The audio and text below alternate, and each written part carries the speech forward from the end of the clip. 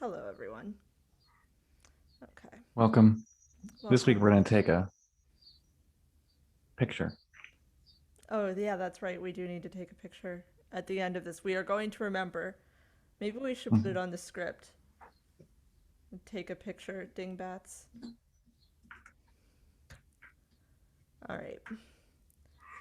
I'm going to start recording audio whenever you're ready. Um, Give me 1 second. for those of you watching on YouTube, I apologize in advance. I am trying earbuds today. And I'm doing.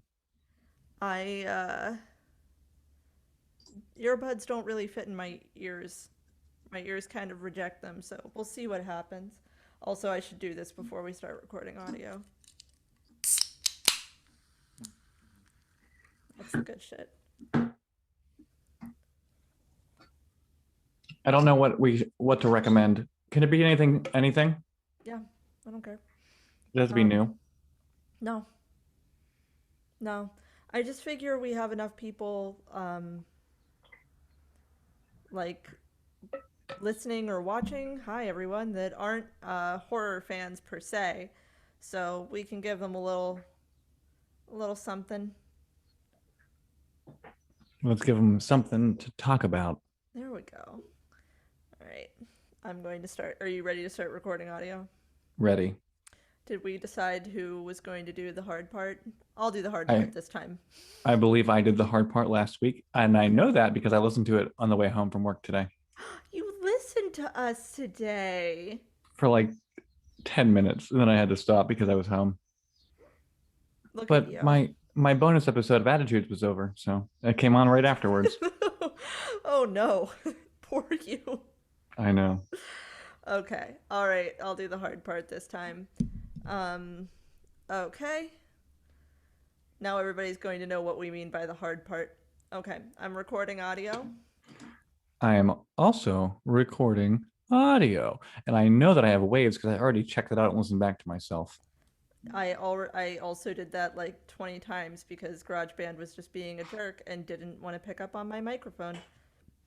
So, whenever you're ready, we can do a 3 2. This Hi! is Mabel. She is the one that Hi, never comes Mabel. on camera. Hi! Oh, look at her little socks. This one only has two toes, Oh my god. but her other hands and feet all have white, except for the left hand has two toes. I would pick Elwood up, but he's trying to get me to throw a ball right now and smashing his face into my foot and It happens. yeah. All right. You ready for a 3 2 1? Ready. All right. 3 2 1. Welcome to the Idiot's Guide to Horror. Counteracting the toxic culture surrounding horror fandom and breaking down your favorite horror movies. With you, as Hmm. always, your hosts, Cara, Clarice, Starling, Popovich. And Christopher Hannibal Lecter Haberman. So everybody turn off the lights, grab your ballet slippers and your peacock daggers, and let's get ready to dissect Suspiria, 1977. Directed by Dario Argento. I'm so excited to do this. This is, I mean, Chris knows, most people who know me know, this is my favorite movie of all time. And I'm very excited to be covering it. I also just wanted to. I asked you if you wanted to be Clarice, but I just went for it. I saw. I didn't Well, want to assume. well, I might have wanted to be Clarice, but whatever. It's too late now and you cannot take it back. So, Which one of us is more likely to suddenly go on a vacation to the Bahamas wearing like a terrible Hawaiian shirt? well, not me. Then I guess I should have been Hannibal Lecter, huh? Eh. I also, I'm not like an adventurous eater. You know what I mean? Oh, well, I'm vegan, so Yeah, I don't partake in vegetables or fruits. So, none whatsoever. no. What about potatoes? Okay, you got me there. Sweet potatoes? No, no, you're, you're so upset. No, God, no. I would Um, never. I tried. Not even sweet potato fries with like, before I went vegan, my jam was like sweet potato fries with like a brown butter sauce for dipping. I have never tried it like that. I've tried sweet potato fries, and I can tell you they taste like sweet potatoes, and I don't like them. That's a bummer. I'm sorry. C'est la Um vie. anyway, you can watch Suspiria on Tubi TV. Also, before we forget to do this again, because we forgot to do it last week, guys, this is our back to school series. Yeah. Welcome to our back to school series. So that's why we covered The Craft last week. The Craft Mhm. was the season opener for our back to school series.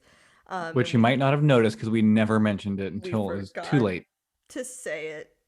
We also forgot to go back and read one of the movie facts that was a spoiler in the beginning. Couldn't tell you what Mm, it is, so we would have to click and open the script I'd have all to over I'd have again, to and open another window. I can't. I don't have the I time. just can't imagine. Like, yeah, I don't. We've come too far. So you can watch this on Tubi TV. If you haven't gotten into Tubi TV yet, you're either a person who hates watching any kind of ads, or you're someone who doesn't know what Tubi TV is. So let me help you out. It's great. You can watch a bunch of shit on Tubi. It's all free. You hate it? I've never used it, so You didn't use it for this? no, I almost did, but then I'm like, I don't want to watch an ad, so I just pop my DVD in. I have it on DVD, but I still don't have a DVD player.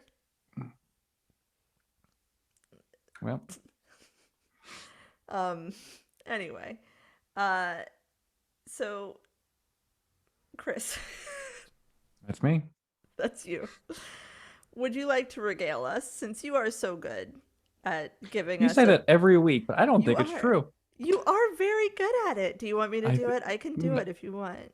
I can But try, but it won't be good. I think what the people want. Picture it. 1977. You and your friends wearing your bell bottoms, smoking a doobie, Hmm. walking into ye old Blockbuster or whatever they had back then,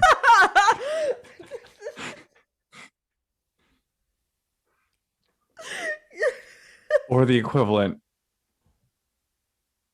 I don't know if they had video rentals in 1977, but let's assume they did. Um, you're walking up to the counter. Nope. You walked through the horror section and they have like, this and Rosemary's Baby and Do you need help? uh, something else. Texas Chainsaw Massacre is one. Mm-hmm. Mm-hmm. We Mm-hmm. also covered that. Oh Um, yeah. Halloween hadn't happened yet. Uh, Other 70s movies. I will think of more after this is done. I promise that tonight when I go to sleep at Mm-hmm. at 2 o'clock in the morning, I'm gonna like sit straight up and like announce the title of a 70s horror film that I Ooh. forgot to mention. Speaking of sitting straight up, The Exorcist. Ha! Okay. Very well done. So anyway, you're there sitting straight up in bed, walking through ye old Blockbuster, and this movie catches your attention because the cover art is weird and subtle. It's just black, red dancer. And you flip it over because you're intrigued, and why wouldn't you be? And the back of the box says Susie, Jessica Harper, travels to Germany to attend ballet school. When she arrives late on a stormy night, nobody lets her in, and she sees Pat, Eva Oxen, another student, fleeing from the school. When Pat reaches her apartment, she is murdered. The next day, Susie is admitted to her new school, but has a difficult time settling in. She hears noises and feels often ill.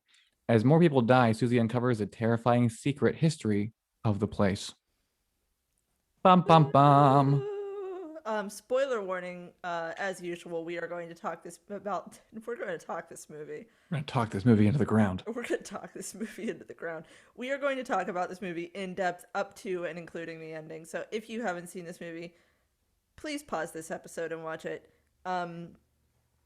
I will say that I don't know. although I would love to believe that this movie is for everyone because it means so much to me, I don't think that this movie is necessarily going to win the hearts of every person who watches it. Some of the effects are dated. Mm-hmm. Um, the blood is bright orange Mm-hmm. and bubbly. Mm-hmm. Um, but I promise you, if you can get through those things, uh, this is an absolutely incredible horror movie that still holds up. And it's one of the most unique pieces. Often imitated, nothing Never compares. duplicated. Yeah, nothing compares. Not even the sequel. I mean, the remake. Which, I've never I seen the mean, sequel. Have you? I have. Yes, of Hmm. course I have. Are you I kidding me? haven't. Not only was it okay, so there were some things here. Not only was it a reboot of Suspiria, which meant I had to see it just right off the bat, even if it meant that it was going to suck, I had to like know what I was going to hate. Mm-hmm. Um, there's that. Tom York did the soundtrack, Okay. so that was, I And had to be there for that Tilda too. Swinton played every single And character. then Tilda Swinton is half of the cast roster of the remake of Suspiria. So Um, yeah, I've seen it. I saw it once. It's very long. I know. It's I so know. long. It just kept going. I watched it twice. Wait, you watched the remake twice? Mm-hmm. I thought you said you'd never seen it. No, I hate it. No, I meant like the sequel to this movie, to the original Oh, Suspiria. oh. Um, Because well, it's part of like a trilogy of yeah, like that like it has like sister movies and stuff. Yeah, I've seen everything Dario Argento has ever made. I've seen this one. I'm trying to think if you've seen no, yeah, maybe not. We'll work on that. Okay. I promise. He is probably my favorite horror director of all time. Um, Better than Kevin Smith. I've you never know, seen that movie either. I love Kevin Smith for his comedies. Also like I like Tusk. Okay, I have to like pull this out like once every like 3 episodes or so. Tusk was okay. I've never seen it. Tusk was I went. okay. Red State was okay. Yeah, You didn't like Red State? I never saw it. Do you know what I did see? Was Dogma. Remember Dogma? You can't find it anywhere now. I know they What the pulled it. fuck? Yeah. I think Yeah. it might be offensive, but I'm not sure. But it's my favorite one of that series of movies. It's a brilliant movie. And also, like, Kevin Smith is very Catholic. Like, it wasn't like, yes, it's like a criticism, Hmm. but it's more of a criticism of, like, the pageantry of the religion than it is, like, the actual religion itself. Kevin Smith to this day is very Catholic. So I don't know. If people are offended by it, they can calm down because it ain't Yeah. that Watch serious. something else. Yeah. Um, but by the way, our road trip to movies is it's got to be on hold because the tickets sold out. Damn it. I know. I know. I really wanted I really wanted to go to movies. Anyway, um Hmm. so let's get into some movie facts. Chris, do you want to do movie Number fact A. A? Number A. Number A. This movie was partially inspired by a true story. The co-writer and Argento's wife at the time, Daria Nicolodi, Nickelodeon. Yeah, you did it. her grandmother went to a boarding school only to find out they were practicing black magic in the school. And eventually, while they were on holiday somewhere, Nicolodi told Dario Argento about it, and thus Suspiria was born. Um, I love that. Mhm. I love that so much. So Daria Nicolodi, R.I.P. She just passed away this year, Oh, and well, I think it was last December, but still, too within soon. the year. Uh, so during filming the score, which is performed by Goblin, who does some other Argento movies, was played over loudspeakers on set. It was played as loud as Dario could in an effort to create tension among the cast. The dialogue was later dubbed in during post production, which is glaringly Obvious. obvious. Yeah. But that's not like uncommon for Italian movies from the No, 70s. especially of the time. Yeah. Mm-hmm. Yeah, so like that, I don't know, like the dubbing is just something that you just kind of get Ignore. used to. Or even like I was watching The Evil Dead yesterday, and you know what? It's got it too. Does it? Yeah, it's got a few moments where like Bruce Campbell's mouth is like moving a little bit slower than like his Hmm. actual like words. Um We'll let it slide.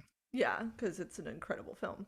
Um Hey, do you know that the lighting effects here in this movie were not used? They didn't use gel filters like they do for movies. They used carbon arc lights, which I couldn't tell you what those are, but the internet told me it, so I wrote it down. And they stretched colored fabrics over them, which allowed the lights to be more vibrant and be placed closer to the actors without, burning them or whatever lights do. Giving them a suntan that they didn't want. Hmm. They were supposed to be in Germany in the rain.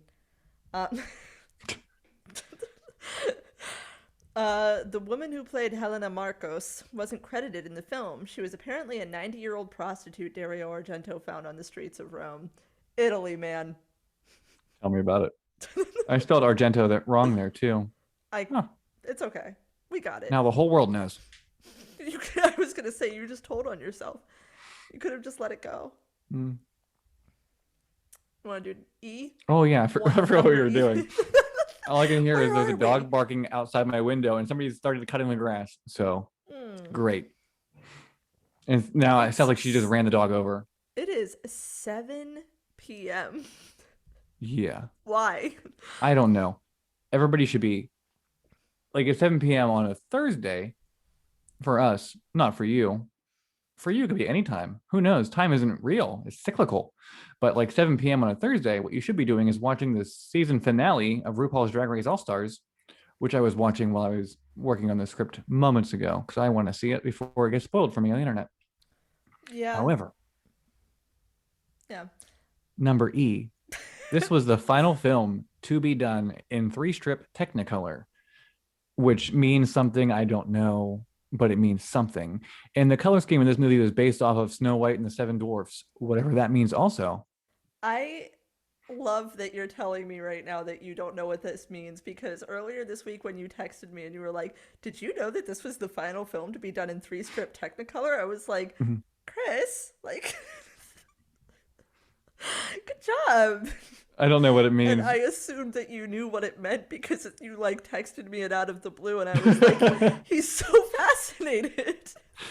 I just thought it was cool because it's the last one. That is, I mean, it's It could very also be the cool. first one. I don't know. So along with three strip Technicolor, this film was also the final film of Joan Bennett. Um, so I don't I think she like. I think she just retired after this. I don't think she yeah, I like. don't think she like died. I don't think she died till like 2000. But she just was like, well, I've made Suspiria, I'm done. Mm-hmm. I can stop having a career now. Do you want to do the last one too? Because that one was short. Sure. So Daria Nicolodi was also supposed to star in the film, but didn't. She was supposed to do the role of the headmistress. Mm-hmm. Um, she did, however, appear in the beginning walking through the airport, and she was the voice of Helena Marcos. Um, I knew that she was the voice of Helena Marcos, but I never had confirmed that that was her walking through the airport at the beginning. And it is. That's fantastic. I'm very I found it excited. on two different websites telling me that. Good. Confirmed. Confirmed. All right. So this is the meat of the episode. Every Mm-hmm. week on Idiot's Guide to Horror, we walk you through the movie that we're covering. Um, this one's a little choppy and all over the Mm-hmm. place, so I'm gonna do my best to make it tight. It's really just Yeah, I bring have a it lot of in. notes because it jumps around a lot. All my notes are very short. Um, So all of my notes are in here. Mm, mm-hmm, I did mm-hmm. not take any notes because this movie is burned into my brain. Um, Like me with the movie Rat Race. really? I love that movie. Rat Race Mm-hmm. with Cuba Rowan Gooding Jr. Atkinson? Mm. Yeah, remember it? Yeah. Whenever I was a kid, we would go on these long car trips to like the beach or somewhere, and my dad put a like tube TV in the back seat in between the the front seats, and we had a VHS player on it, and he did some kind of magic to where make TV go in car, you know? And we had this on VHS. We would just watch it over and over again. This and Songs of the Lambs, which, Fun for the whole family. mm-hmm. Um, I remember Rat Race as being funny when I was like 11. I haven't seen it since. And Me neither, but in my brain it's hilarious. I just assumed that that it wasn't funny because I found it funny when I was 11. Give it a try. I That's in will. Daddy Daycare. Daddy Daycare, I have no doubt in my mind that that movie is funny. Yeah, No doubt. It's yeah. been a long time, but I have no doubt in my mind that movie is funny. Eddie Murphy is funny. Mm-hmm. You know what else is still funny? Is School of Rock. School of Rock is a fantastic 5-star film. Mm-hmm. Anybody who says otherwise can fight me. I think that my mother Yeah. and I went to go see that twice in the theater. Me and my friend Bobby still quote it all the time. It's fantastic. It's so Mm-hmm. good. And yeah, I mean, like no, you're tacky and I hate you. Like that's yeah, it's Yeah. fantastic. Um, how did we get here? I couldn't tell you, but I've enjoyed the ride the whole time. It was really good. Yeah. I don't know where I could even watch Rat Race at this point. I remember there's a scene involving like diarrhea, like somebody needing to have diarrhea. And then there's like a scene where they like steal Hitler's car from the Holocaust Museum, right? I don't remember. Remember as it was burned into my brain? I think I've forgotten all of it. You literally just said like you know all of Rat Race. And I now think I'm I like, was here are these exaggerating, scenes but it from is Rat streaming on Race. HBO Max right now. Okay, So, good. So, so after this, we can just watch it. okay. All right, if you want. I'm I'll think of down. it. I have a whole thing of Drag Race to watch after this, but That's we'll see. true. You do. Yes, I'm sorry. I apologize. I Hmm. will stay out And of then your I way. still have to watch yesterday's big. I have two Big Brothers to watch now because it's Thursday. Isn't that like the best feeling in the world though when you realize that you've been behind a week on the TV Hmm. show and so now you get to like sit and watch 2 episodes to catch up like Oh, that. especially for if you're behind a week on Big Brother because it's 3 episodes a week. Oh wow. Yeah, it's on 3 hours 3 a a night, week. folks. Hmm. Yeah, Monday they do a new HOH. Um, Thursday they do a veto competition, and Friday is a live vote and eviction. Is it always live? Only Friday is live. Okay. Are you one Um, of those people that like watches like the live streams of what they're doing in the I don't know why house? you're calling me out in front of all these people. I have been known. I've been known to peruse a live feed or two in my day, but there's Mm. never anything exciting happening, so I I've give up. I've known I've known a couple of people who do. I tried to watch an episode of Big Brother one time and it scared me. It made me very uncomfortable. I could not do it. It's the Just only game show I could win because I mean I couldn't do the physical challenges because we've all seen my arms, like how noodly they are. But Big Brother is a game show of physical competitions, endurance, and lying. I got that third one, guys. I just lied about Rat Race, remember? oh, I know it like the back of my hand. I've It's probably even been never seen the movie. Who's Rat Race? I don't know. Whoopi Goldberg was in it. Who knows? um I tried watching. I can't even remember it very much. I just remember that it made me very uncomfortable. Hmm. And it's this like it's a different feeling that I get from when I'm watching The Bachelor or The Bachelorette, but it's the same I've as never well. seen either of those, unfortunately. So I had like one job that I was at for a very long time. There was a group of people that were really into those series, and I Hmm. wanted to be able to have like water cooler talk. So I tried watching an episode, and it is so upsetting. Hmm. It's like um, just people being just like women, like like how like have you ever seen when they make fun of it on SNL and it's just like Yeah. he's sitting on a bench and like the girls keep coming up and being like, "Hey, Hmm. can I borrow him for a sec?" Yeah. That is legitimately what it's like, and like they're all encouraging each other. Like it's like basically like competitive polyamory. Hmm. Which is my kind, baby. I just also like they're just I don't know. I just don't want to watch women compete for like a man that looks like he has never cooked a meal in his entire life or like washed his own clothes or Hmm. I've um only watched one episode of one dating show besides, like the classics like Tila Tequila and the one with Brett Michaels. Those. Rock of Love. Hmm. I tried to watch the one hosted by Lance Bass, my future husband. Oh, now he's the host of The Bachelor. Oh, really? Maybe I'll watch it. You You're like, talked me into it. now I have to. But he was the host of that like gay Bachelor. Okay. But I watched an episode, but like I don't understand why all the guys weren't just banging I see.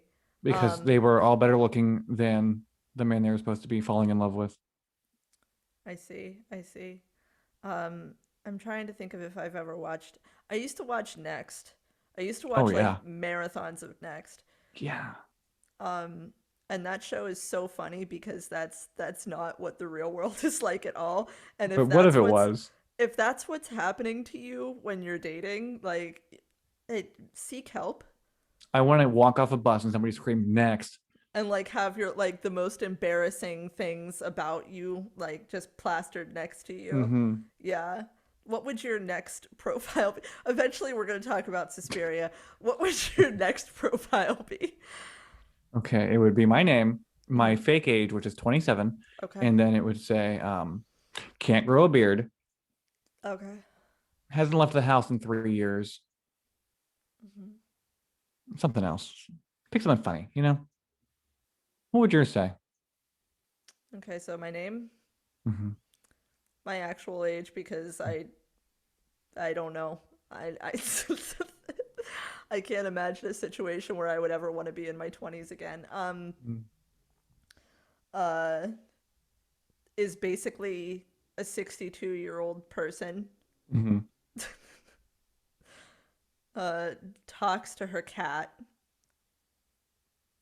I don't know what the third one would be. It's the third one is always something like really like why did they tell the Right. producers this? Because it would be like shit their pants on the way to their school field trip in like 1996.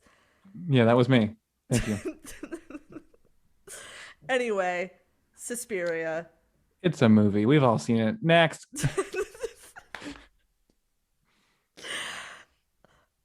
Oh god, I just like when they would like get off the bus and like somebody would just like come out and they'd be like, I don't like it when girls wear shirts that have yellow on them, so I'm Hmm. sorry, but next. And then they would go on the bus, they would be like, sorry, like, like they would say something like, oh, I guess that, whatever. And then the next person would be like, I'm gonna go. So, like they would like obviously the producers fed them a line to like Hmm. sound more competitive, and they would say something like, "I'm going to go see if I can rev his engine," and they would like, yeah, God. Okay.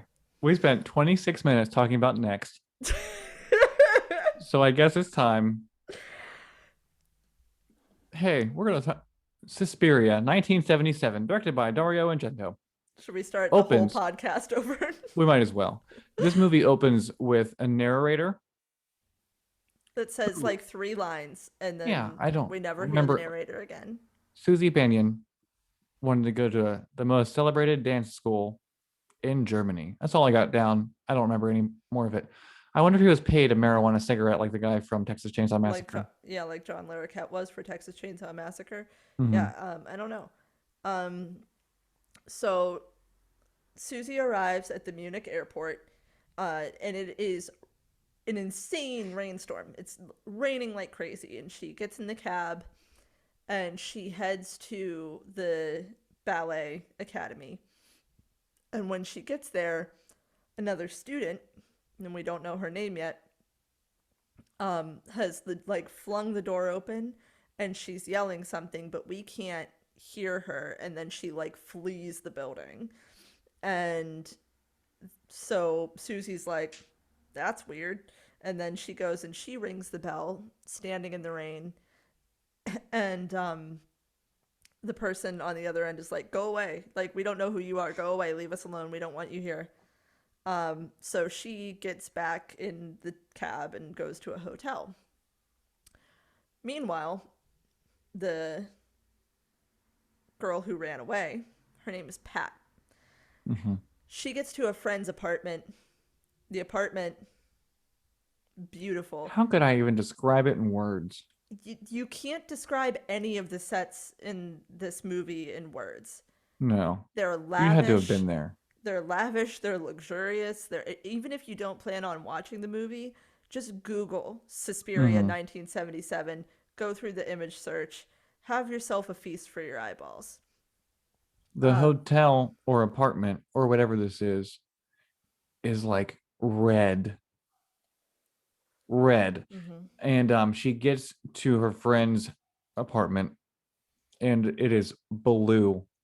Like everything's blue, they're blue.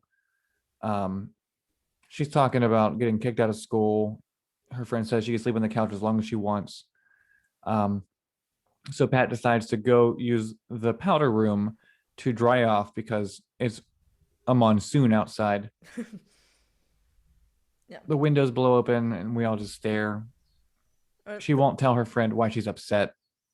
She says she can't, there's no use in telling her because it's so fantastical. She won't believe her. It's too Mm-hmm. absurd. So she is, just sort of holding tight onto this information, whatever it is, because she doesn't want to come off as insane. Right, which it would have. Yeah. So the windows blow open, and the friend comes in and is like, just close it. Like, why are you freaking out? And then Mm-hmm. she goes into the other part of the bathroom and shuts the door. And for whatever reason, Pat locks the door so that she can't get out. Um, After all of these years, I just suspect that she thinks she's protecting her friend from what she believes is about to happen. But I don't know. I don't know why she locks her in the bathroom. Can you explain to me why she grabs a lamp to look out the window? No. I, no, I cannot. She looks out the window, and there's sort of Pat's slip is supposed to be. I don't know why she has her slip hanging out in the rain because that's a drying line. Right. Um, Her friend's slip is kind of blowing and bunching and going up against the window in this way that makes it seem like maybe there's a person there. And then so she takes a lamp and puts it to the window and puts her face against the window, and then two yellow eyes come out, and she goes and then she goes back in for more, and a hand crashes through the window, grabs her by the back of the head, and thus begins one of what I believe to still be one of the most brutal kill scenes in the history of horror movies. It is It's pretty brutal. it's pretty fucking brutal. She's even this part where it like whoever is killing her is grabbing her by the back of the head and pushing her face against the window. It's really disturbing. Hmm. The face that she's making when she's pressed up against the window is really uncomfortable to look at. And then her friend is screaming, trying to get out of the bathroom, and somehow Pat has been taken up to the roof of the building. And Which is a beautiful, there's a beautiful stained glass ceiling floor. yes, and she's being tied up with an electrical wire or a telephone wire that's just attached to the roof. And she's still and being stabbed repeatedly. and she is being stabbed over and over again, and we never see the assailant. And then at one point, like, I will say that this movie, even though the blood is like orange Paint. and bubbly, yeah, Hmm. it's still pretty like gross because there's at one point during this murder we see a beating heart, an exposed beating heart, and it's stabbed, and blood Hmm. comes out. Um, and her friend is frantically running around the apartment building trying to get anybody to come out because she knows that there's a murder happening. And finally, she goes down into the lobby, and she gets there just in time for Pat to come crashing through that stained glass ceiling. And Pat is hanging from the noose that the assailant made from that electrical or telephone wire, whatever the fuck it is. Hmm. And so she's hanging, and then the rest of the stained glass ceiling comes down, and they both die. Yeah, she gets like impaled. She gets impaled by the glass, which has fallen to the ground. Um, so that's pretty much how the movie opens. Hmm. That's where we start. Uh, I think that's the most brutal part of this movie, maybe other than the Daniel part. okay, yeah. Um, as I was gonna say, that's pretty. It's brutal, but it's also like kind of goofy. A stuffed animal. Yeah. Um, so the next morning, when Susie arrives at the academy, she's introduced to Madame Blanc, Blanc, Blanc, Blanc. Um, Well, they say it a couple different ways. yeah, they And do. then the remake says it Blanc. Blanc, yeah. Hmm. And Miss Tanner. And Susie, so Madame Blanc is talking to the police about Pat and the murder that took place.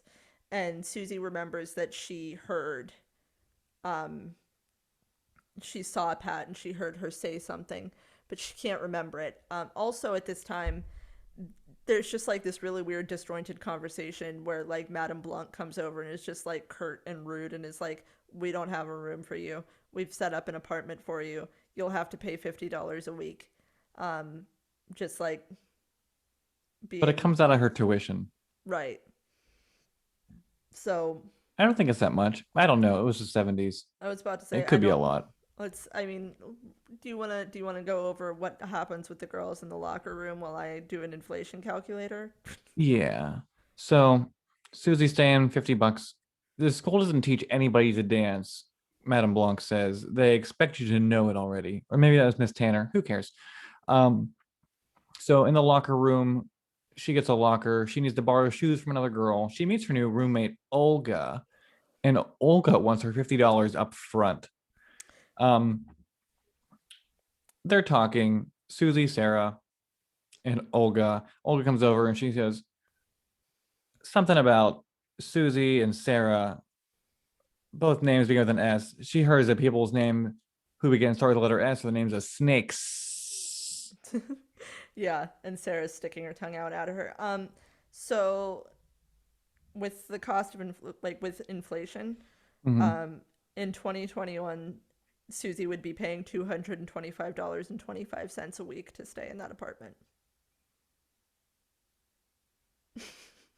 Oh, Yeah, that's a lot. it is a lot. Yeah. Mm-hmm. Um, so essentially, she's paying like a little under $1,000 a For a month room, for a room. which is like downtown Pittsburgh living. That's true. Yeah, downtown Pittsburgh or New York City. I was Um, looking at apartments down there, mhm. and you can get a nice efficiency for $1,600 a month, Yeah, I know. but it had a rooftop pool and gym and dog park. Yeah, but okay. Like, I have all those things right outside, I think except that for most of them. like I don't know. I would rather have like space. I Yeah. don't. Also, downtown like isn't that cool? Like, it's not very like there's not a lot to do. So I don't know. It's, Can we talk about Olga's wallpaper for a second? We could talk about Olga's apartment too. I It's violent. it is a this is the only thing in this movie that I'm like that is an assault on my eyeballs. And it's like upsetting to look at. It's It is like black and white it pattern violence. it looks like if Houndstooth was done by like a 4-year-old. Mm-hmm. Yeah, like it's just a mess. Um anyway, boy, uh Boy, do we ever get a name for him? I think it's Andy, maybe? Sure. Andy comes over with Susie's Susie's luggage. stuff. Yeah. Um He has a and husband's bulge for her. ding, Got it. check. Mm-hmm. Chris mentioned husband's bulge. That's we just We also must nobody mention Tilda Swinton in this episode, so we're nobody in batting a this thousand. smokes. Nobody smoked. Oh well, actually, They all smoke. This whole they movie, everybody smokes this entire movie. they all smoke with the windows closed. Yeah. Susie's in her bedroom smoking a cigarette, windows all closed. We'll get there. Mhm. We'll get there. So the next morning, she gets to the school. Susie gets to the school, and they're getting ready to practice. And Madame Blanc informs her that a dormitory room has opened up and is being like really pushy about Susie coming to stay there. Oh And yeah, Susie's she's like, well, fine if you don't want to stay. no, She's like, she's pushy. yeah, and saying like, "Oh well, the room's free right now." And Hmm. Susie's like, "Yep, got it, cool." Um, one of the She says things, she'd rather stay with Olga. yeah, one of the things that I really like about Susie as a character is that she's just so frequently like, "Okay," like she spends so much of the movie just being like, "Okay," like she's very cool. Um, anyway, so then Madam Miss Tanner says something to her like, "Oh, I had no idea that you were so strong-willed. Good for you." But like she's not really saying it in a way that's like congratulatory or being like, "I Hmm. admire this about you." It's being like a dick about it. Um What happens now when Susie's walking through the hall? She's watching that lady clean that cutlery set or whatever it is. she's just having like a weird encounter with that person, and the light hits her in the eye. And then after the light, like, so Susie's walking down the hallway of the school, and there's a woman who's like the cook and like the groundskeeper sort of, and she's shining like a knife or some kind of cutlery, Hmm. and she like turns it, and it flashes Susie and sort of like blinds her, and then like the music swells, and we like see like it's a beautiful shot. It's a brilliant shot. There's Hmm. this light filtering through, and then we see like all of this dust, and the cook is just like to the right of the frame, and then we just see the hallway. And then so Susie goes to her next lesson, and she's feeling really strange and very weak. And she tells Miss Tanner, like, I'm not feeling so well. Like, I think I need to, like, sit this one out. And Miss Tanner is like, nope, this is our first lesson together. Like, you've got to show me what you can do. And so she tries to dance, and she just passes out. Can we talk while she's passing out? She's still in point, Yeah, like on her tippity toes while she's falling to the ground. graceful as fuck. When I Hmm. fall, I just fall. How about you? I just fall, yeah. Yeah, I don't like And I I usually catch my sleeve on a doorknob or something as I'm doing it. um so meanwhile, so oh, not meanwhile, I apologize. Um I mean that when she passes out during the lesson, she wakes up, and she is like surrounded by the staff, and there's a doctor there, and they Miss tell Tanner's her, dumping a bucket of water down her throat. yeah, they tell her that they have had, they sent for her bags.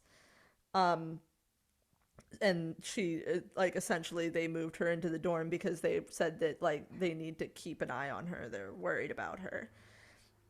So Sarah's room, the other name, Mm-hmm. um, Sarah's room is next door, and they become friends. And she's sort of like, she comes over and she's talking to Susie, and Susie's like, I didn't want to move in here. It's just to Um, eat bland food for a week. she does have to eat bland food and wine for a week, Mm-hmm. because it was supposed to build up her blood. I'm not a doctor, but that doesn't sound right. I What's whenever bland food? Because they just called it bland food. So, like, they show it later when she's, I don't want to skip ahead too much, but they show Mm-hmm. it later, and we can, I'll discuss what I think bland food is Because it looked like a in these pork terms. chop. Yeah, like, I think that in real life, like, bland food is like dry toast or Right. just like rice Yeah. and with nothing on it. Like, these are the things that you're supposed to eat when you're sick. Mm-hmm. Um, but she's not really sick. She's fine. Yeah. So meanwhile, after Sarah and Susie have a conversation where Susie says that, she, like, Sarah tells her that she was friends with Pat, and Susie says that she saw her on the way out. Um, Sarah goes to get ready for dinner, and Susie is brushing her hair, and then she finds a maggot in her hair, and then sees that there's a bunch of maggots in her hairbrush, and looks Mm-hmm. up, and there's maggots all over the ceiling, and the girls It's start, raining maggots. yeah, the girls, all of the entire academy starts running out into the hallways. They're like screaming and covered in maggots. So Miss Tanner and the, what's his name, the The what? The Andy or whatever. Andy, maybe, probably. I think um Andrew was the boy, like the little child. you're right. What's the boy's name that likes Susie? We'll never know. Like halfway through my notes, I remembered Sarah's name. Like it was like at the end. um but anyway, they go up into the attic and see that there's just a crate of spoiled food up there for some reason. Can we talk about how Mark, off his name is off Mark. Mark? This scene is so off-putting. As I they're mm, uh, mm. we can't talk about it. You watch it. Well, I have in the notes to talk about it later. We'll talk about um it later, guys. yeah, but so I will just tell you, they walk on the maggots. There's a bunch of maggots on the floor of the attic, and there's just like these prolonged shots of them stepping on maggots, and there's like noises, Mm-hmm. and it's disgusting. Mm-hmm. Um, but this means that the students and the staff are forced to sleep in the practice hall. Um, so they set up like this makeshift sleeping area with all of these curtains, and the lights are all red for some reason To help you sleep. to help you sleep, because nothing helps you sleep like a good calming red light. Mm-mm. And They're all smoking cigarettes while they're going to sleep. and how Smoking. did you feel? Okay, guys. If you're gonna smoke a cigarette, that's fine. Do whatever you want in your own outside away from me. However, we're camping now. There's like what, 30, 40 of us girls bunking on cots in the middle of a practice hall, and you're all smoking cigarettes, just breathing in my face. And there's presumably some old lady somewhere breathing this in too. Spoiler alert. Listen, it's the 70s, and the air is just cigarette smoke. Yeah, I was gonna say, and they're in France, but they weren't in France. They were in Germany. They were in Germany. You have to put yourself into the time period when you would walk into any establishment or just out into the open air, and you were just breathing tobacco. Mm-hmm. So that's Do you remember? Do you remember like 10 years ago, whenever you could walk into a Denny's and like the smoking section? was inside the restaurant, Yeah. Oh separated yeah. by nothing. Oh yeah. 100%. Yeah, Like, we used to go to King's mhm. and sit in the smoking section and just drink coffee and And in King's, in the smoking section is right when you walk in. yeah. So even if you were a non-smoker, you had to like walk through it. I just love that it was there was never like there wasn't even like a partition. No Like partition. especially in Denny's, it was just like the area by the bathrooms. Like Hmm. there was no separation. It's just like this is sort of where we keep the smoke. Do you remember you could smoke in movie theaters, but not us? I don't remember that. But like it was the 90s, man. You I was know? gonna say I don't remember that at all. I don't remember like anybody smoking cigarettes in movie theaters throughout the course of my life, but I remember people smoking cigarettes in so many other places that you could Hmm. now not smoke cigarettes. No, you can't smoke anywhere. You You can't even can't, smoke in your car with the windows up. no, you cannot smoke in a car with windows up with Chris Haberman. Ding. I'm gonna get no. I'm gonna reference everything I've ever referenced before. Get out your bingo cards, everyone. Hmm. Um, so anyway, they're smoking cigarettes, they're going to Oh bed, yeah. and Susie and Sarah are talking. Susie's They're having trouble falling asleep, and Sarah also is having trouble falling asleep. well because Sarah's smoking a cigarette, blowing a cigarette smoke right in Susie's face. Maybe that's what's keeping her up at night. I don't think so because Susie smokes herself a lot of cigarettes too. I don't Fine. think that, once again, I understand your plight. I understand, like, your concern, but It was the 70s. We were all cool back then. that's, we didn't know yet that it would kill you. Hmm. Nobody thought it smelled bad, which, like, I guess I still don't think it smells bad unless I'm, like, smoking one myself. Yeah. Like I wouldn't wear it as a fragrance, but whatever. They make candles now that are like sandalwood and tobacco, and I'm like, I have okay. tobacco candles in my basement. I mean, in my living room. And It's patchouli and tobacco, and it smells bomb. does it smell like tobacco? Or It does smells it? like leaf tobacco, not like a burning cigarette. So Oh, okay. I was gonna say I don't really want to like make my house smell like. next time you come over, I'll make you smell it. Okay, cool. But Um, Susie and Sarah are talking about how every night after supper, the teachers all leave like clockwork, yeah. So and they we can don't hear this even. weird snoring. The point is that they don't even live in the. They don't even live in the. They claim not to live in the school. That was the Hmm. word. School. You They got there eventually. they claim not to live in the school. Um, they live in town. They leave every night. Um, but there's like a wheezing snore I and wrote down ethereal snoring. ethereal snoring. Hmm. I like that. That's Thank you. good. Yeah. Um, so yeah, there's some ethereal snoring, and uh, Sarah tells Susie like it's sort of like a long-winded story, but essentially they said that the directress was not in the school, Is but that a word? no. I tried to type it and not like I spelled it 4 different ways here, and all of them are underlined in red. No, I don't think it's like a word, but it is in this instance, and I think that directress just means like the owner of the school. Hmm. Like the Um, director, but right. female. Yeah.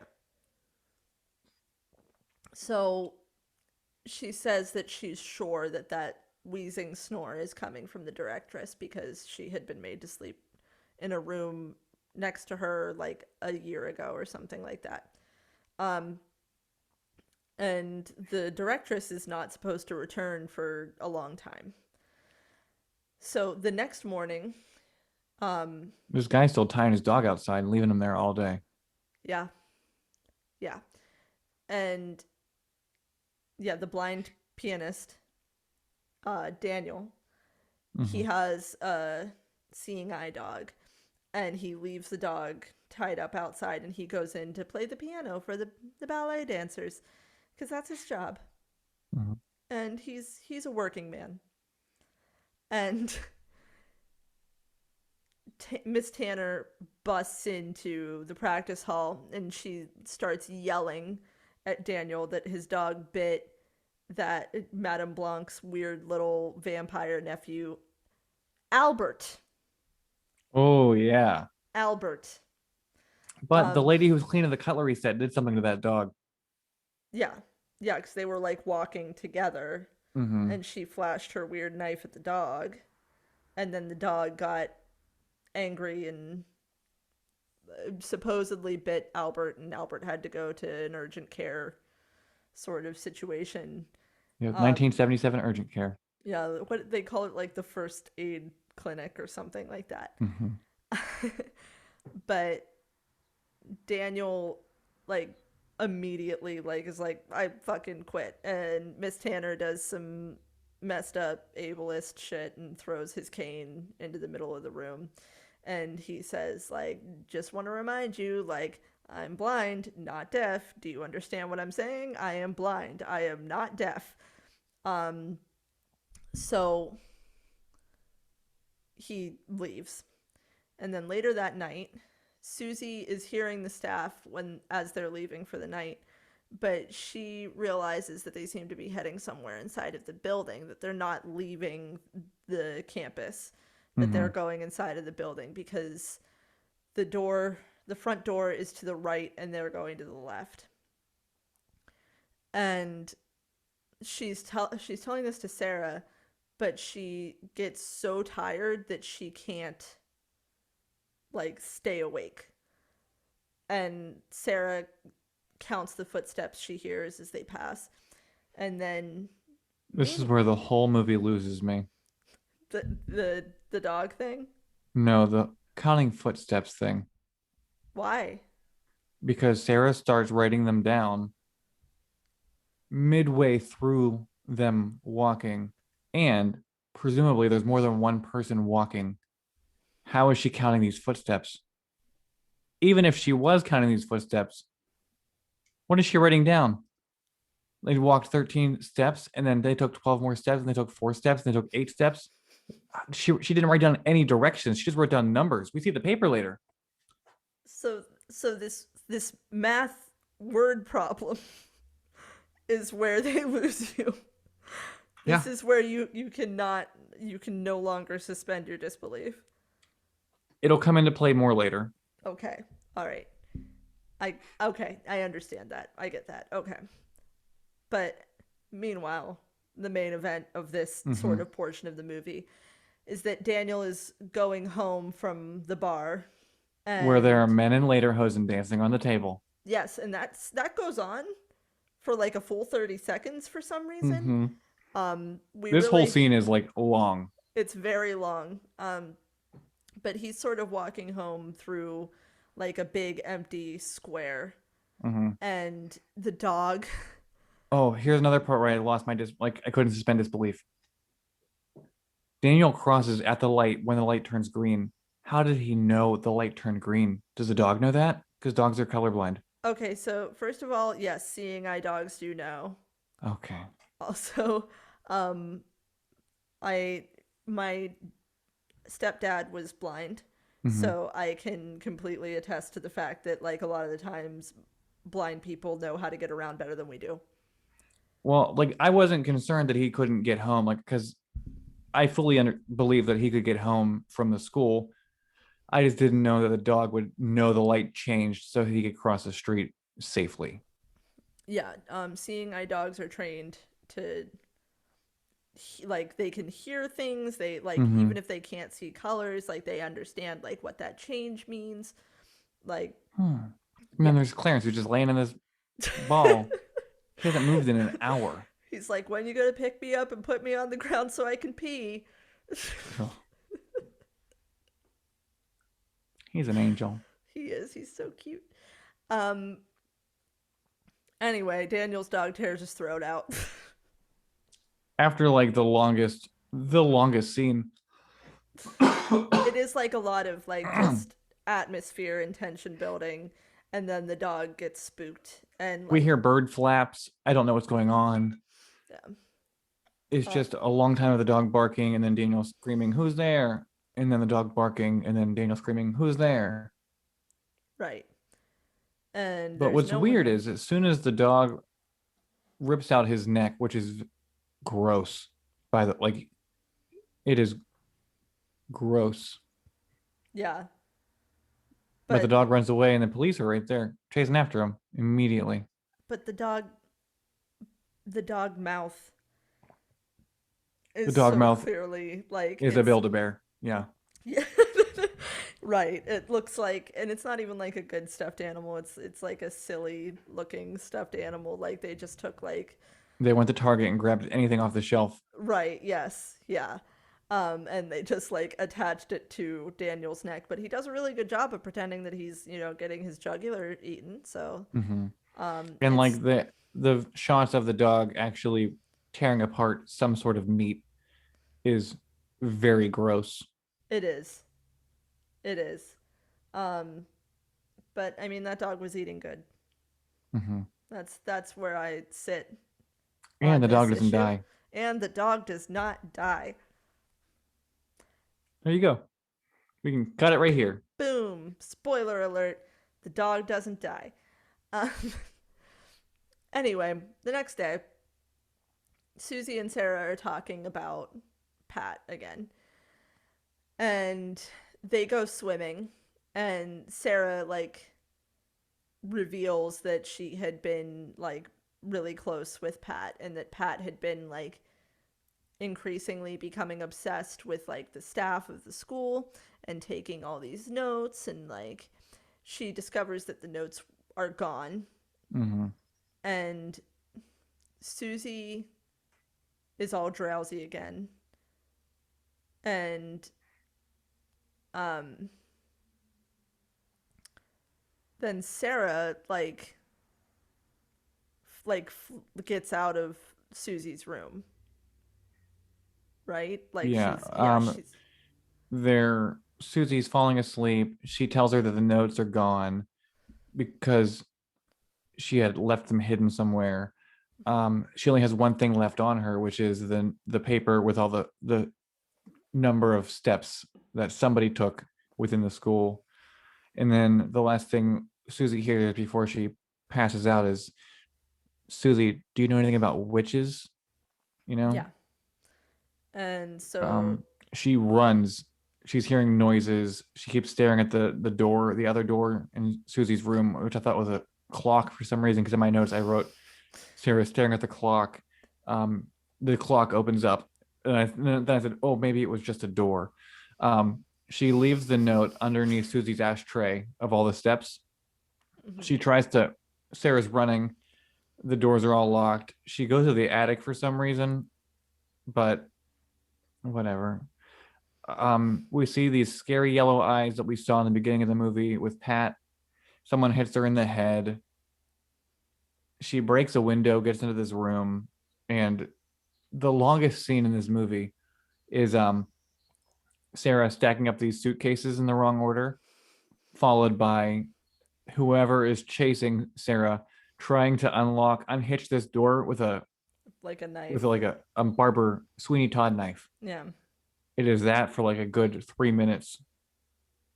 But then eventually Sarah gets into the other room through the like hole in the top of the wall, and Mm-hmm. she just falls into a room full of razor wire. Like the floor is just covered in razor wire, and she just becomes trapped, and she Mm-hmm. just slowly dies.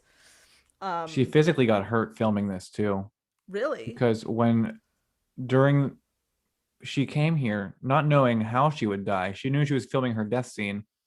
She didn't know how it was, so she literally just jumped into this room full of wire without knowing what was down there, and it was not fun for her. Oh my god. Also, somebody slits her throat with that Sweeney Todd knife, and that's That's yes. also really gross. Like the way you It is see the pretty flesh it's tear open. it's rough. Mm-hmm. It's definitely not like, I don't know. It's not like terrible, but it's pretty. It's rough. Mm-hmm. Especially because we've like come to love Sarah. I mean, I don't. If you're like me, we've come to love Sarah. I Um, only love Madame Blanc.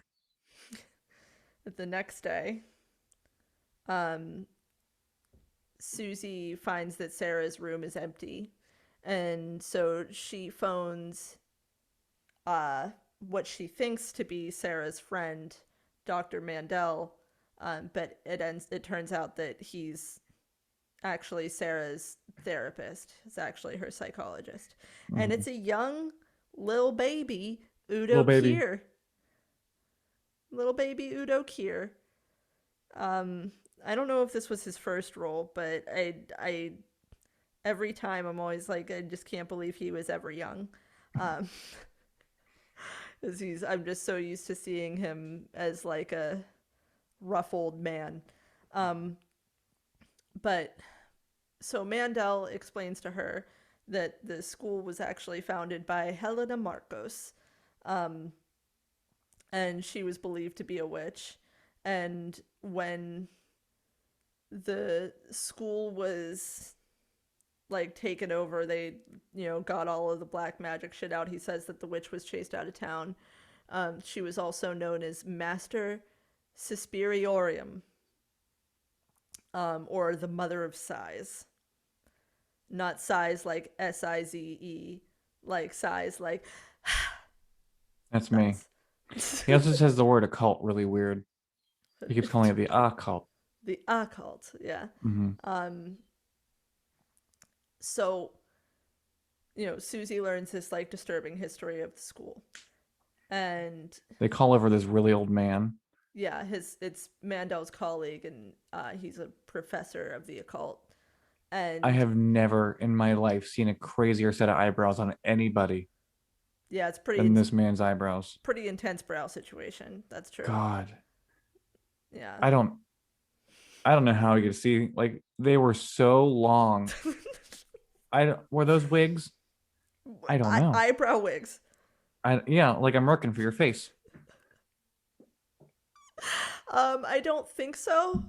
They were, I they they looked made they me looked sick to my homegrown. stomach. They made me sick to my stomach. That really. Oh yeah, I don't know what it was. They were so long. They were like antenna made of hair, just hanging, framing his face like 4 feet away from his. Like they were so long. Just I mean, I have pretty big eyebrows, but like His this, eye, his just eyebrows blowing were in the like breeze. they were like wearing 22-inch weave on your eyebrows. But uh whatever. so that's a new item. That's the free space on your bingo card, everybody. Hmm. That's things that bother Chris. Really long Face eyebrows. merkins. Yeah. But anyway, Browse tells Susie that a coven can only survive with their queen. It's like a Hmm. beehive. Like if the queen goes down, they all go down. They have no clue what the fuck to do. Like they're done. So back at the school, Susie finds out that all of the students ditched her to go to the theater. Nobody told Yeah. her. All of them. Um, so she dumps her food down the toilet. She realizes that it is, she's being drugged. Hmm. Oh, this little cat. Uh, Oh, could you see that? oh, I'm talking about this one. Oh, they meant Mabel's like attacking me. Oh. um, she dumps all of her food down the toilet. And here's what I think it is. I think it is a fillet of fish, Hmm. unseasoned, unseasoned mashed potatoes, and then some sort of unseasoned, like it looks like a milk of some kind, and then the wine, which the wine doesn't even look like wine. It has like it's the way that blood should look. That doesn't it doesn't Hmm. look in the movie. It's like she tries to wash it down the sink and it's like sticky and like she can't get it away and it's like all over her hands and stuff. Um, so she eventually makes a decision to trace the footsteps and try Oh, to can we find. real quick? Yes. Whenever she turns off the lights in the bathroom, we see these two glowing little things outside of her window. She opens the window and this cute little bat flies in and tries to bite her face off for like 45 seconds, maybe a whole minute. And the bat is also very funny. Hmm. The bat is also, it looks like a dollar store Halloween decoration. It's The just sort of like, 70s were not ha a great time for like animal figurines or whatever they were doing. I can't imagine that the budget for this was super high, and whatever they did have, they probably blew it on the The lights. sets. The sets. The set pieces are Hmm. absolutely bonkers and could not have been cheap to make by any stretch of the imagination. So, where that suffers is the animals. Hmm. Because the bat just, whoever's puppeteering it too is 20 like, million. what? Wait, that must be the remake. That was the remake. Okay, yeah. Whew, I was, yeah, no, no way. Um, I'll get to the bottom of this. um, yeah, whoever's puppeteering the bat is doing like a pretty god awful job. Like they're just kind of shaking it, and it looks like it's doing like Fozzie Bear movements. I thought it was cute. Okay. Um, but anyway, she kills the bat with a stool, and then she goes and traces the footsteps and finds herself in Madame Blanc's office, which is has like a big beautiful mural along a big wall, and there's this Hmm. really cool shot that I think that they were on Oh, like, real quick, I want to go back for 1 second. yes. While she's counting the steps, which, however, she started at a random spot in the school, whatever. It makes no sense to me. But she does it. Good for her. While she's sneaking past the cooks, she's tiptoeing through this school, which is wooden. The floors are wood or a That's true. laminate of some sort that is loud. She's also wearing heels. And when she gets to the cooks who are laughing and joking, instead of just calmly walking in heels, she sprints. The loudest sound you could make is running through hardwood on heels. That's true. But maybe she's a ballerina. She knows how to be light on her feet. Not light enough because they hurt her. That's true. But she gets to Madame Blanc's office and she shuts the Mm-hmm. door, and she is having a hard time figuring out how to get out of the office. She knows that there's got to be something past the office, but she doesn't know what. And so remembers, she finally remembers what Pat was saying the night that she was killed. And she was saying, a wall, three painted irises, turn the blue one. And secret room, secret door, secret room. Whole So, ass secret hallway. yeah. And so Susie turns the iris. Sure enough, there's a door there. And she goes down the doorway and she discovers like a ritual chamber where the coven is gathered. And Blanc is like screaming, like, that little American bitch, like, must vanish, must vanish. She's Yeah. gotta die. And like just like repeating herself, which, like, girl, like, they heard you the first time. Like, you don't need to Right. keep like, got it. Like, good, we're good. Is she casting a spell here after she drinks whatever? Helena, Yeah, give me power.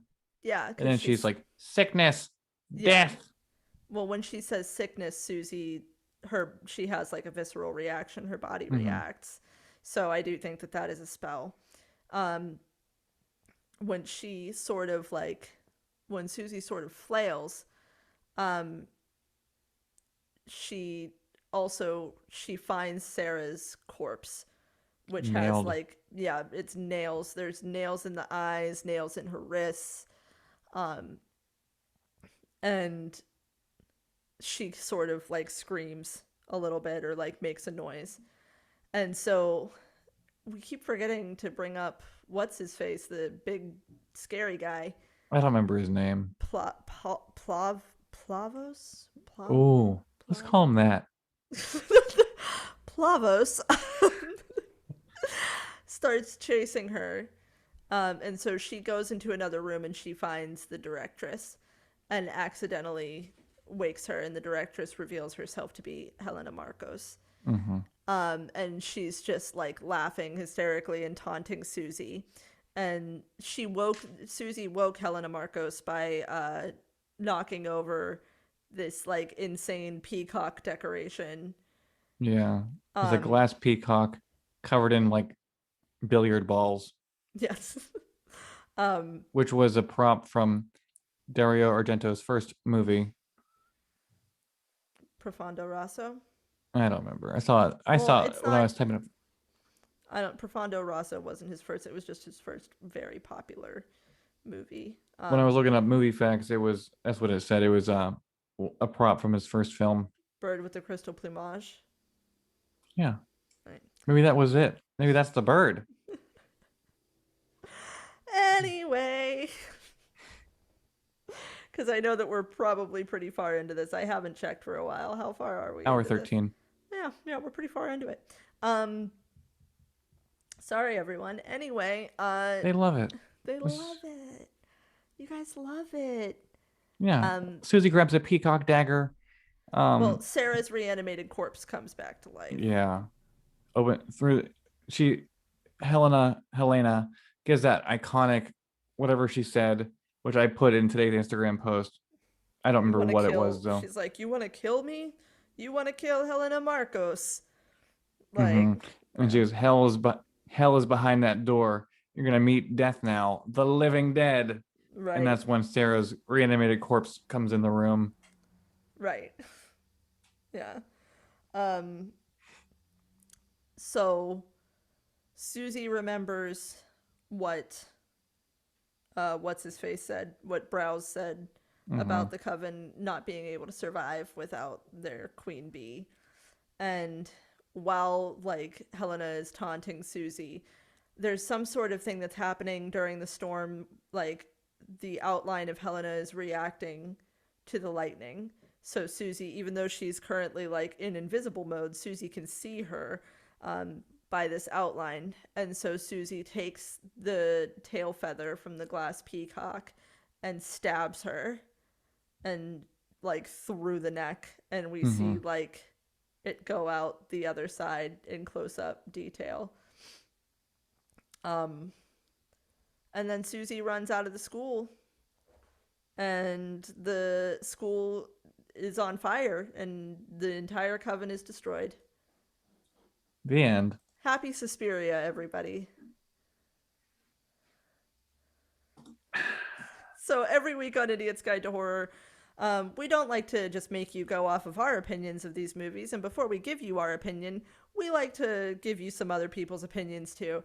Uh, we've been calling it other people's shit. It's a working title.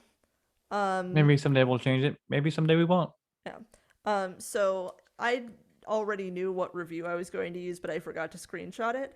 So while Hmm. I'm doing that, Chris, why don't you read yours? Now, controversially, no, I'm kidding. I picked a movie review from Letterboxd like I do every week. This is from Andrea or Andrea, who gave it 4 stars and says Dario Argento wants to fuck the primary colors, and you know what? I think we should let him. That is a good one. Mm-hmm. So this is actually, I think, still my favorite review on Letterboxd of all time. It's from somebody named Wes who gave it 5 stars and said Dario Argento bashes me over the head with a neon light while Goblin is screaming in my ear. Me, wow. Thank you so much. I almost picked that one. It's my favorite review on Letterboxd ever. It's I mean, because it's very true. Mm-hmm. So this is a big pass on the Bechdel test. They barely talk about boys in this movie. Um, Yeah, like one time maybe Olga says about the man's husband's bulge for Susie, ding. just in case you missed the first one.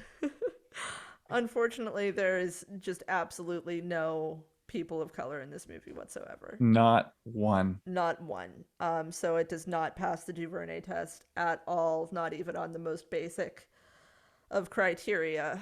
Mm-hmm. Um, Idiot's Guide to Gorer, 3 out of 5. Yeah, you've Um, seen worse. yeah, just bear in mind, like, Yes, it is gross, but it's made less gross by the fact that the blood is orange. Hmm. It's And the things causing the blood are sometimes puppets. sometimes, yeah, sometimes it's just a it's basically just when you make a shadow puppet of a German shepherd, Hmm. that's what it looks like. It's just, It could have been somebody's hand in a sock, right, right, just right. gnawing like this. They just dyed a sock brown. Hmm. Anyway, every week on Idiot's Guide to Horror, we like to imagine that we have been given the keys to remake or reboot the film that we are covering. Bear in mind, we never bear in mind Hmm. whether or not the film itself has already been rebooted or remade, which is the case in with this film. Um, but we like to imagine that we've been given the keys to remake it, and then we talk about what we would keep because we thought it was flawless, and what we would throw the hell away the second we got the chance. So, Chris, what was flawless for you? I don't want to take anything that you wrote down, but the theme song, like the Suspiria song by the band Goblin, is some of my favorite music that has ever existed. And whenever we were starting this podcast, that's what I wanted to go for music. If I could pick something like to steal somebody else's music, like I believe, Cara, if you go back in our messages, Yeah. 17, 18 years, I wanted it to sound like I wanted our opening credits to sound like this Suspiria song That's because it correct. is iconic horror. And then I took it to my partner and said, like, we're thinking about just using the Suspiria theme song. And while we were recording our first episode, he made our theme song Hmm. and he based it off of that concept. So don't Yeah. sue us. Yes. It's different enough. It's completely different. It's its It's own thing. It different. just sounds like It's it's like a. reminiscent. I think that our theme song is like a good cross between Suspiria and Stranger Things. Hmm. And it was made by Finn Haggerty Hammond. Look him up. Thanks, Finn. Yeah. He also taught me how to use my software to record this. Right. Yeah. Be. We wouldn't know how to do this stuff. We, yeah, we'd be like just screaming into our phones. Right. This sounds good, right? Hmm. Yeah. Um. Sorry. So anyway, what else? Well, you go ahead. You have a lot of stuff written down here that I was going to say, but I want you to say it because you wrote it down. Okay, so once again, bear in mind that this is my favorite movie of all time, and I'm talking about like across genres. Like, um, so I have a lot that I love about Suspiria. Mostly, um, the fact, not mostly, but like the thing that's obviously is going to like stand out in anybody's like analysis of this movie is the fact that it is visually stunning. Hmm. It is unbelievably beautiful. The lavish, luxurious set pieces, the color palettes, like there's so many rich reds and blues, and then they're set against like the costumes are not lavish. The costumes are like very grounded and very like sort of microtonal and like not like like they I said microtonal and that's not what I meant. That's a music thing. Monochromatic. Um they're very monochromatic. But like everything's set against like this beautiful world that Argento created, which is not something that he did in any of his other movies. All of his other movies are set in like very like sometimes there's like like it was the 70s and the 60s, so like things look like, groovy or Hmm. whatever, but like not like this. He never did this again. Um and like you said, the music is incredible. Absolutely incredible. It works on every level. I think that the only Goblin Argento soundtrack that I like as much as for the movie Opera, which I think is on Amazon Prime right now if you get a chance, and if you can handle things that are just like maybe a little bit harder to watch than this is. definitely check out Opera. It's a very sort of similar. A lot of his movies are similar. It's just like a woman being tormented by some sort of, usually by like a human being. It's very Hmm. rarely a supernatural force. This is also different in that regard. Um, and also, the creepy atmosphere still holds up in 2021. Like, this is one of those things, like, if you really, like, put your phone down, be quiet, turn off the lights, you will feel this movie. It like, might not be like those moments with like the puppets and like maybe the orange blood. Like, that's not what's going to get you. The atmosphere is what's going to get you. There is dread just baked into every frame of this movie. And also, the women in this movie are very smart, they're very capable. Um, I just, all right, I'm gonna tamper it down a little bit because we'll be here for like 2 more hours. But I love Dario Argento, and you should too. So I'm going to do if I'm going to be the first one to talk about what I would change because it looks like you would change a lot more than I did. Hmm. Um, so if we could change something, what would it be? For me, the maggot scene doesn't need to be as long as it is. I would literally rather die than watch the shoes stomping on the maggots. I don't need it. Hmm. I don't need it. But for me, that's legitimately it. What about you? I don't I don't understand the step counting whatsoever. Sarah just starts writing down numbers, but we don't know where they're starting from. Like, do they know where they're starting from? Do they know like which corridors they're taking? Or is this school just like one hallway and you're out? I don't know. Apparently Susie figured it out because she found it. Yeah. But like me, I would be still like eating my bland food and being like, which Are you sure that you have all the facts? Are you sure that we are presented with all the facts about the step counting? we're presented with none of the facts about the step counting. Well, maybe that's the whole thing. Maybe there's just some things that we don't understand about the step counting that allows for it to be a thing. Fine. I will give the step counting a pass because it's the least important thing on my list of things I would change. Number two, the dubbing was not that good. But you have to. Okay, I understand. I'm sorry. I'm not going to make you. That's I fine. don't like, personally, I don't like to watch a film where the lips don't work, which is why I don't watch things that are dubbed as a choice. Like, I would rather watch it in its original language and read a subtitle than watch the lips go wrong. But that's just me. Unless I'm very lazy. What movie did I text you about like 2 weeks ago that I was watching dubbed? Classic horror story. Oh yeah, I watched a classic horror story on Netflix dubbed because I didn't really want to watch it. um, I also don't like watching things dubbed. I understand. Um, but I'm But gonna. sometimes we get lazy. This. I don't want to step on what you're saying. No, you can step all over it. And tell me how all the actors and actresses were speaking different languages together.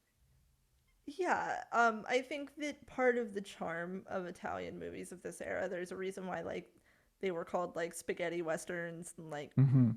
these like sort of like hybrid movies that were like, marketed in English, but like a lot of the actors weren't necessarily speaking the English language. Suspiria is, it's an exception because a lot of the actors were speaking in English.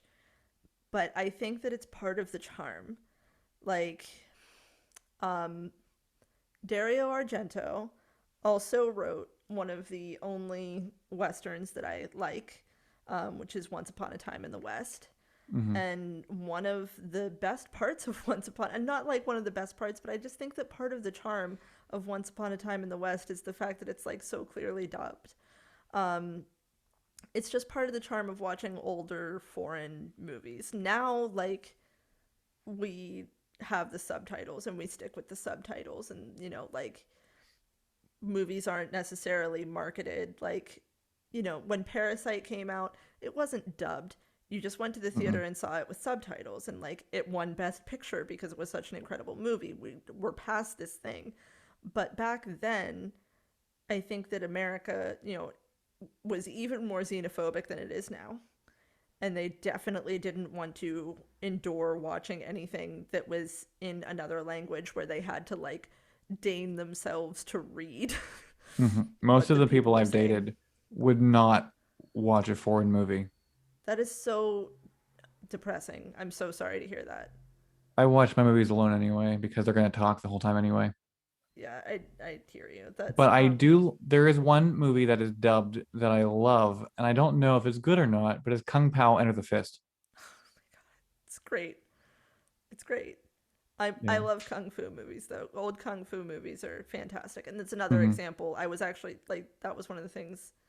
I think that that's also part of like that same criteria. Like it's that same charm where hmm like these old like Bruce Lee and Sonny Chiba movies all had to be like terribly dubbed, and usually with like really offensive like accents and stuff like hmm that.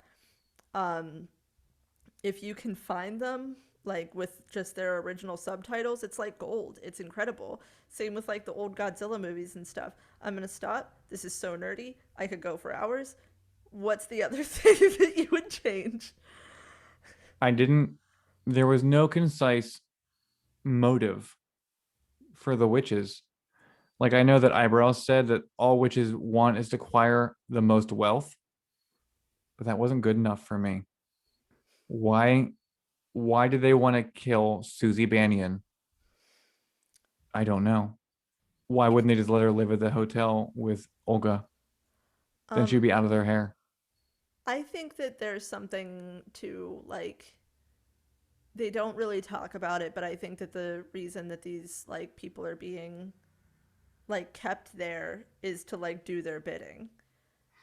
I Um thought like what I thought what they were doing, just like headcanon, is they were taking their bodies and using them to become youthful again, or like taking over their bodies. Like, oh, I must spoiled a movie. Um,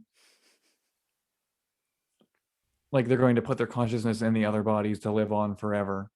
right. Right. But there's no proof of any of that. But in my head, that's what I think they're doing. Like that other movie that I won't spoil. Thank you. Remember the Um time I spoiled the end of Mother and we had to cut it out of the podcast? I don't even I don't even know if I did cut it out. Oh, you Oh, I cut it did. out. I did. hmm Okay, good. Um so what do we rate it? Well, I know what you rate this movie. I give this a very firm 4.5 out of 5 stars. Is the half star just because of the steps? No, the half stars because I don't understand the motive for the witches. Okay.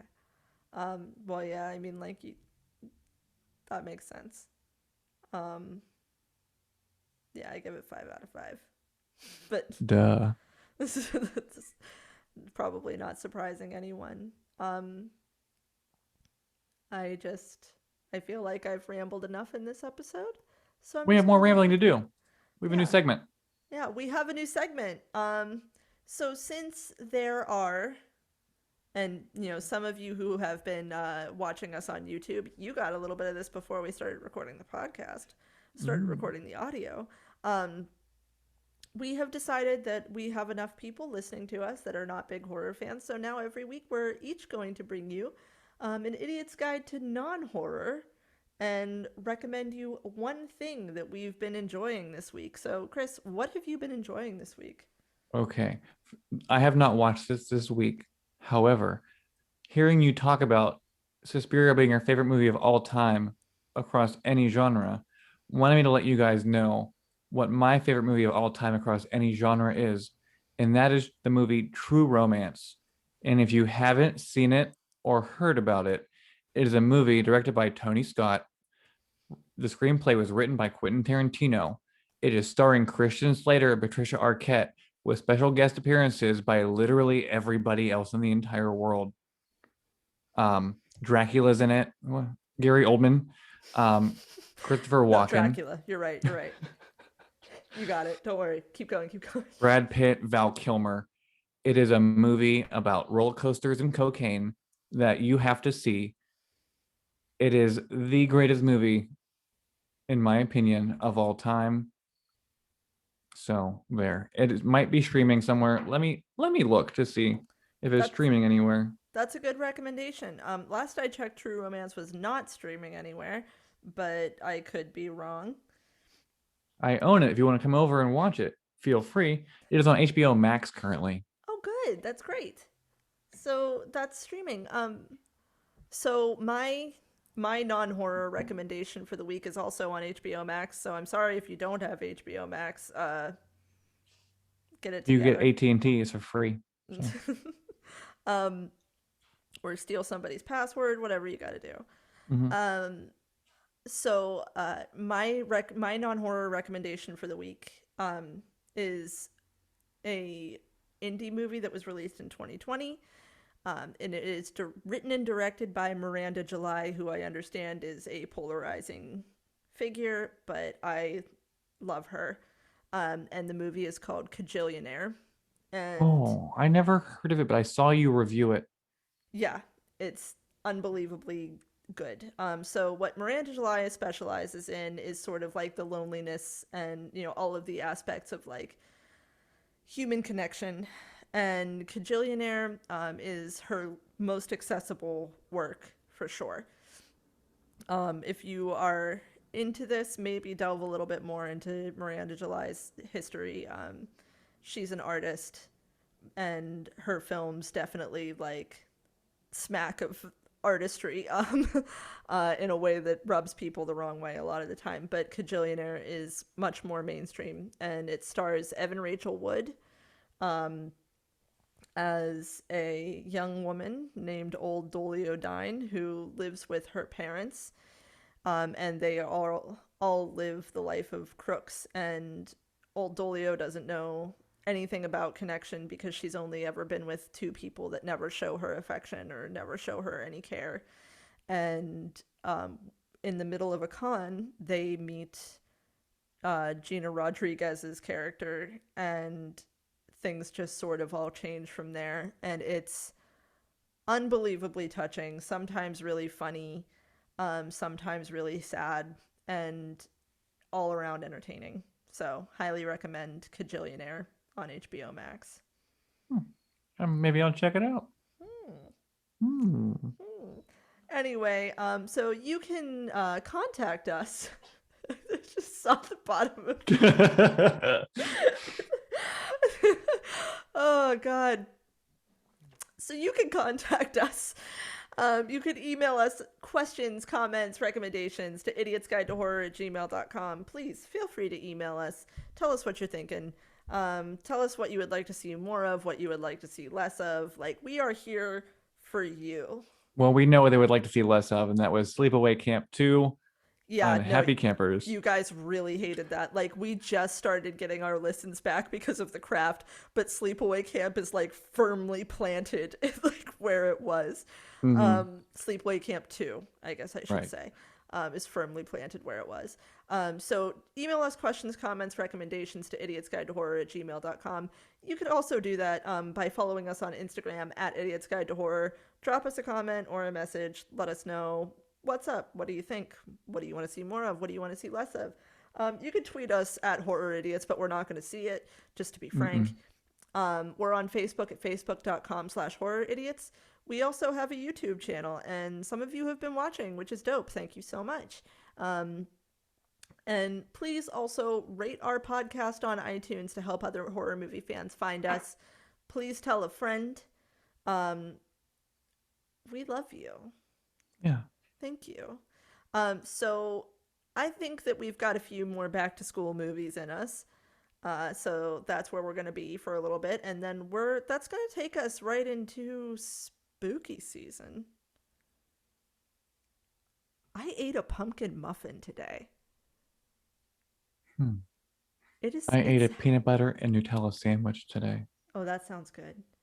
Mhm. But I'm just saying, like, the spooky season is upon us. I don't like pumpkin. Oh, I understand. I'm I also sorry. don't really love fall. Sorry, guys. I Okay, I should. okay, real quick. I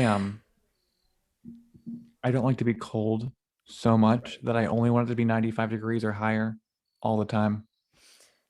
See, my perfect day, Hmm. like my perfect, like if it could just be between 68 and 78 degrees all of the time, I would I be the could do happiest 78. person on the planet.